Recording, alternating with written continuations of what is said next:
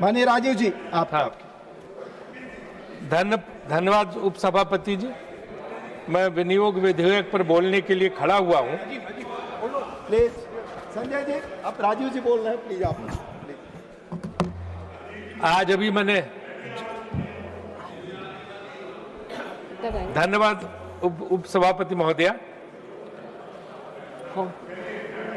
मैं विनियोग विधेयक पर बोलने के लिए खड़ा हुआ हूं। सर देखिए, मैडम देखिए ना, इधर इतना शोर करके मेरा टाइम अभी नहीं जुड़ना चाहिए। ये टाइम जो है आप कम करें।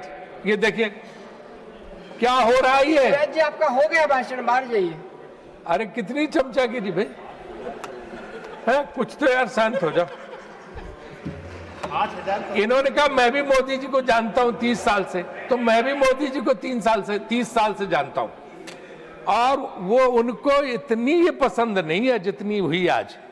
और इसीलिए आप आज मेरी समझ में आया कि आज तक मोदी जी ने जो उन्हें भाषण अच्छा लगता है उसकी ट्वीट करके तारीफ करते हैं, लेकिन शिवराज जी की तारीफ आज तक नहीं की उन्होंने, जबकि इतना लंबा चौड़ा ये भाषण देते हैं। उनके आज कम से कम 200 बार उन्होंने नाम लिया होगा, और ऐसा कर दिया कि 2014 के पहले इस देश में कुछ हुए नहीं था। न बिजली खंबे थे, न बिजली थी, कुछ प्रगति हुई नहीं थी, न रेल थे, न ग्रामीण विकास हुआ था, न सड़क हुआ था, कुछ भी नहीं। यानी देवगौड़ा जी भी सुनते रहे कि वो भी 1 साल प्रधानमंत्री थे, उनके जमाने भी कुछ नहीं। अटल जी भी प्रधानमंत्री थे, उनके जमाने भी कुछ नहीं हुआ। बस सब 2014 के बाद ही हुआ। कमाल है। शिवराज जी ने भी आज क्या भाषण दिया, आप लोग तालियां बजा रहे। अरे कुछ तो समझाओ। तो माननीय निर्मला जी नहीं है, मुझे लगता है वित्त मंत्रालय के वित्त राज्य मंत्री जरूर होंगे, तो अपना भाषण शुरू करता हूं कि वित्त मंत्रालय का ये विनियोग विधेयक जो कि एक औपचारिकता है, ये जो है जो अतिरिक्त राशि लेना होता है, जो कि करीब 2,18,000 करोड़ के करीब 2,81,000 करोड़ 200 जो है गवर्नमेंट ने सैंक्शन लिए है। हालांकि इसमें सिर्फ जो है उन्होंने 36,000 करोड़ का जो है चार्ज एक्सपेंडिचर दिखाया, लेकिन ये परंपरा होता है।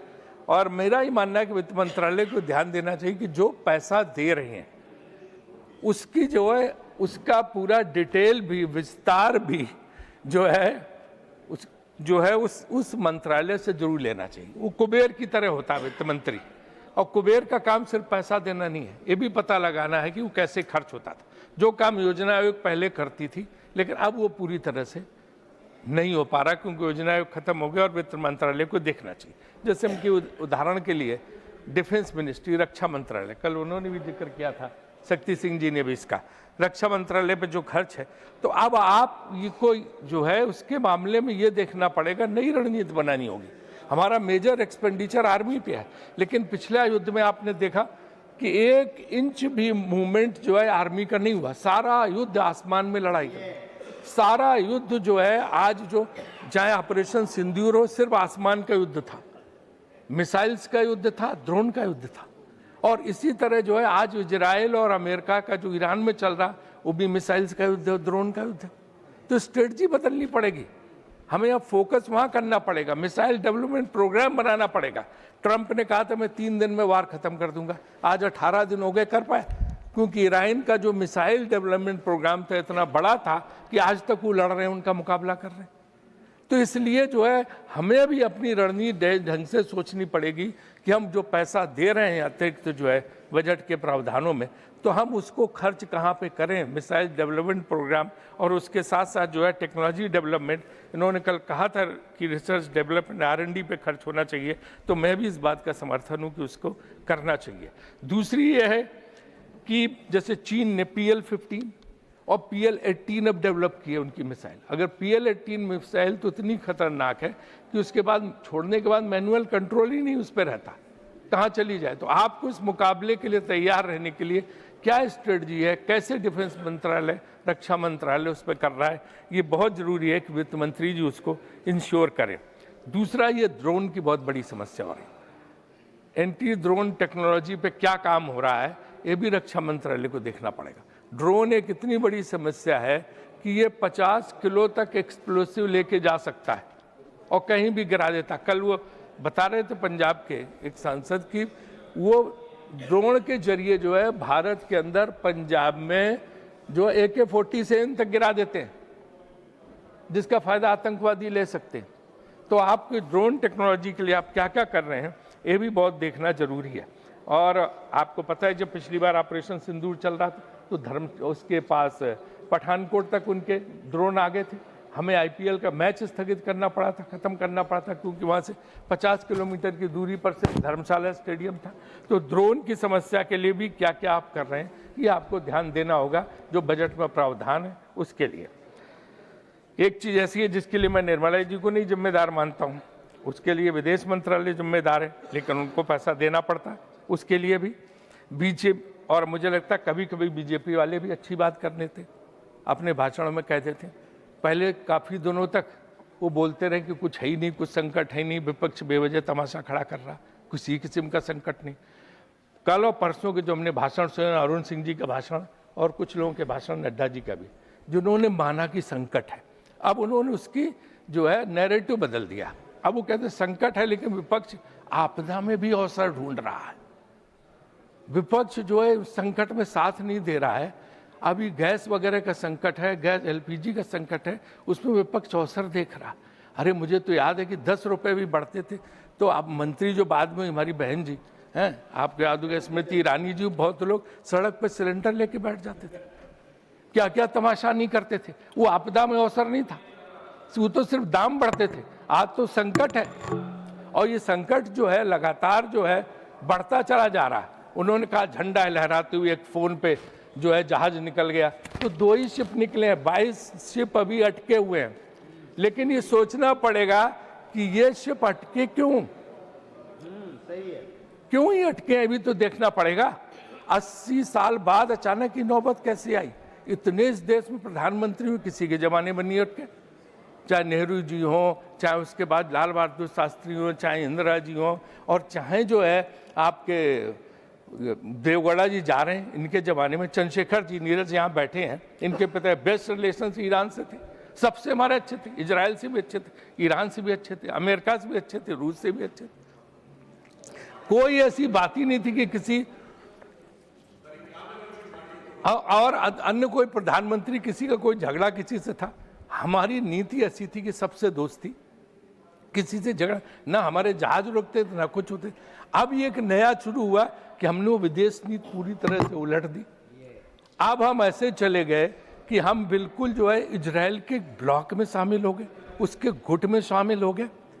और जो है वो सबीर भाटिया, जिसका हॉटमेल होता है तो बहुत बड़ा आईटी का है अमेरिका को, उसने एक लाइन लिखी ट्वीट में अपने कि I am still not able to understand what does it mean that India is a motherland and Israel is a fatherland. इसका मतलब क्या है, वो अमेरिका में बैठे भारतीयों को नहीं समझ में आ रहा।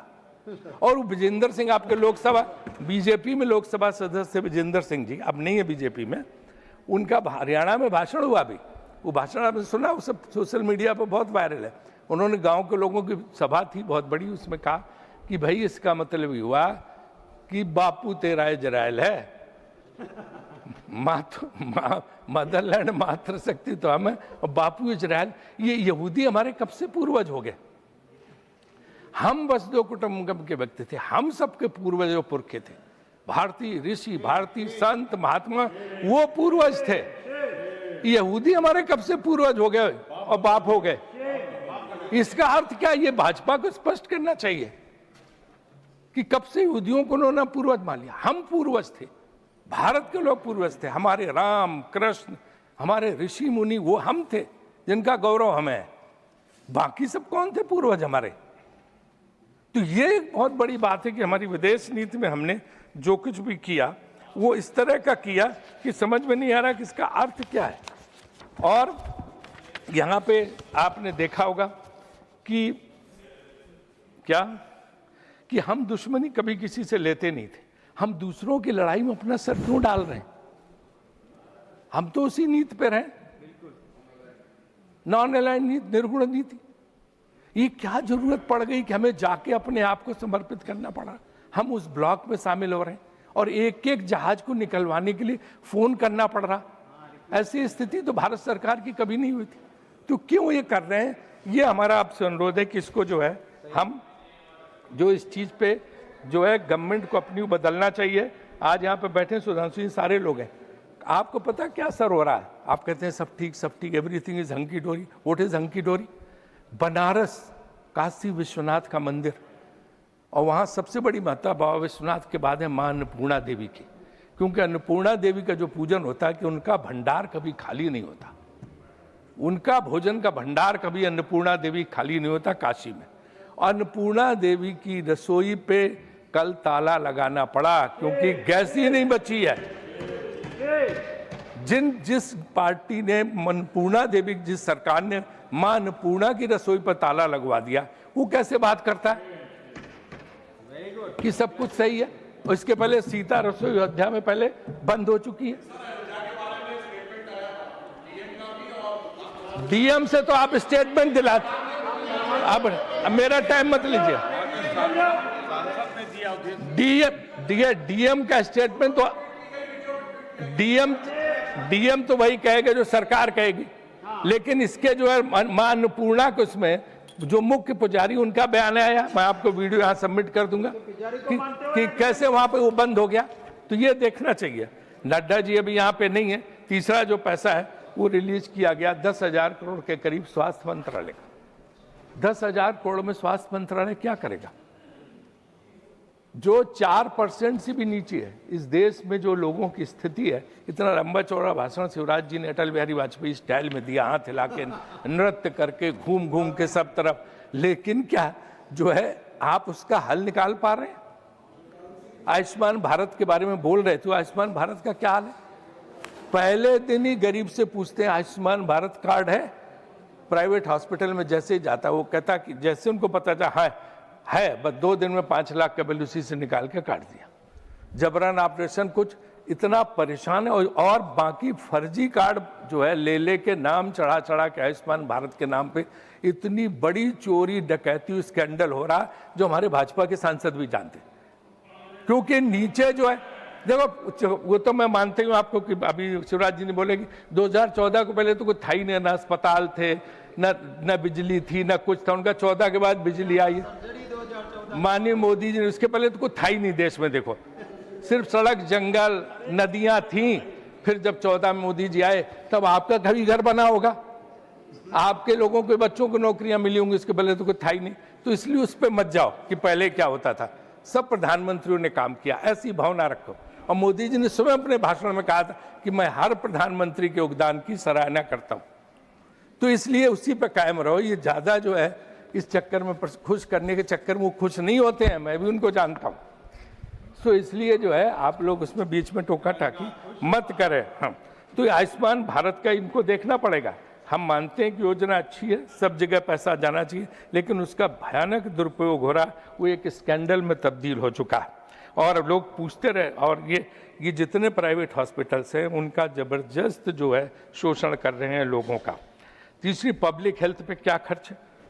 आप देखिए, पोल्यूशन रिलेटेड बीमारियां, आज प्रदूषण का इतना बड़ा संकट है, दिल्ली को छोड़ दिए हर जगह है, और उसके नाम पे कुछ भी नहीं है। जो इन्होंने सैंक्शन किया था पैसा, मैं बताता हूँ, इसमें दिया 1300 करोड़, उसको घटा के उन्होंने 858 करोड़ कर दिया।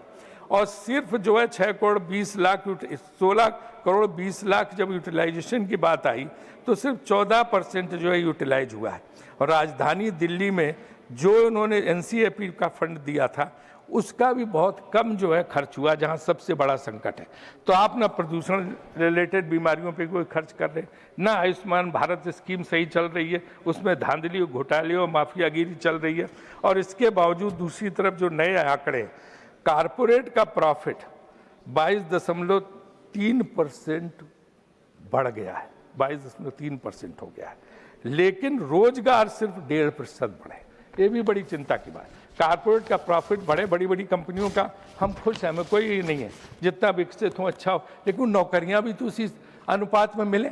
नौकरियां मिल नहीं रही, क्योंकि ये सिर्फ जो है सीमित हो गया है 10% लोगों पे। 10% कारपोरेट हाउस, बड़े जो घराने हैं, धनी लोग हैं, 58% नेशनल इनकम उनके पास है, सिर्फ 10 जो है बड़े घरबाने, बड़ी कंपनियों के पास। और यहाँ नरेंद्र मोदी जी बैठे हैं, वो तो जानते हैं, गुजरात के ही हैं, उनसे ज़्यादा हम क्या बताएं, उनको सारी चीज़ पता है। और जहाँ तक वेल्थ की बात है, सो 10% के पास 65% जो है संपत्ति है, बाकी में पूरे 6.4% में बाकी व्यापारी और उद्योगपति है। ये भी बहुत चिंताजनक आंकड़ा है। जिस पर वित्त मंत्री जी को अपना ध्यान आकृष्ट करना होगा। इसके बाद एक चीज़ मैंने उस दिन भी उठाई 0R में, आज भी मैं उसको कहना चाहता हूँ कि फसल बीमा योजना ये किसानों के लिए, ये भी एक बहुत बड़ा स्कैंडल बन गया। आप अच्छी नीयत से आपसे पैसा देते हैं, सरकार उसमें योगदान देती है, यहाँ से पैसा दिया 2% 3% के करीब किसान को देना पड़ता, जो उसके खाते से भी लोग काट लेते हैं, जो प्राइवेट इंश्योरेंस कंपनी वाले हैं, लेकिन उसको पैसा नहीं मिलता। कहीं किसानों को इसमें फसल बीमा के मुआवजे के रूप में 10 रुपये, एक में 1 रुपये, एक में 30 रुपये, एक में 100 रुपये आए, और जबकि उससे योगदान ले लिया और सरकार से भी योगदान ले लिया। ये मैं कोई सरकार की आलोचना नहीं कर रहा हूँ, सिर्फ मार्केटिंग, सिर्फ जो है मॉनिटरिंग की जरूरत है कि जो प्राइवेट कंपनियां, किसान कितना भी कहता रहे, उनके ऊपर जो है इसका फर्क नहीं पड़ता। 4 लाख हेक्टेयर 9.47 मिलियन हेक्टेयर खेती में फसल का नुकसान हुआ है, और पीएम किसान योजना भी 63,000 करोड़ पे अटकी है, और किसान को वही 6,000 रुपये मिल पा रहे हैं जो किसान योजना के तहत मिलता है। लेकिन जो फसल बीमा योजना में उसमें जो है ये देखना पड़ेगा कि जो ये कंपनियां, बीमा कंपनियां, वो कितना जो है उनको किसानों को दे रही हैं, उनकी किस्त तो ले लेती हैं, सरकार से भी पैसा ले लेती, लेकिन किसानों को नहीं मिलता। तो इसलिए इस तरफ भी हमें ध्यान देना होगा कि कैसे हम जो है किसानों को फसल बीमा योजना को सुधार को उस पर करें। तीसरा है कि रुपया बहुत गिर रहा। पहले था कि रुपए को हमने देश की इज्जत से जोड़ दिया था, वो हमने नहीं जोड़ा था। आप ही लोगों ने कहा था मनमोहन सिंह का मजाक बनाने के लिए कि जितनी उनकी उम्र हो गई वहाँ पे रुपया पहुँच गया। जब 40 रुपए का $1 था तब भी उनका मजाक बनाया गया कि देश का अपमान हो रहा। आज तो 93 रुपए पर पहुँच गया। तो किसकी उम्र से हम जोड़ें इसको, और किस देश की इज्जत से जोड़ें इसको कि 93 रुपए पर पहुँच गया। तो ये जो है हमेशा आलोचना करने के पहले सोचना चाहिए कि हम भी इसको कभी जो है देख सकते हैं, कभी हमारे ऊपर भी आफत आ सकती है। अभी शिवराज जी कह रहे थे कि आपने मनरेगा पे इतना खर्च किया, हम इतना खर्च कर रहे हैं। वो नहीं देखते कि तब मनरेगा 6 साल के लिए मान लो उसमें उतना पैसा, और दूसरे क्या होगा भविष्य में अगली सरकार इससे ज़्यादा करेगी। ये तो नियम है, नेहरू जी के ज़माने में इतना पैसा था, इतना खर्च हुआ।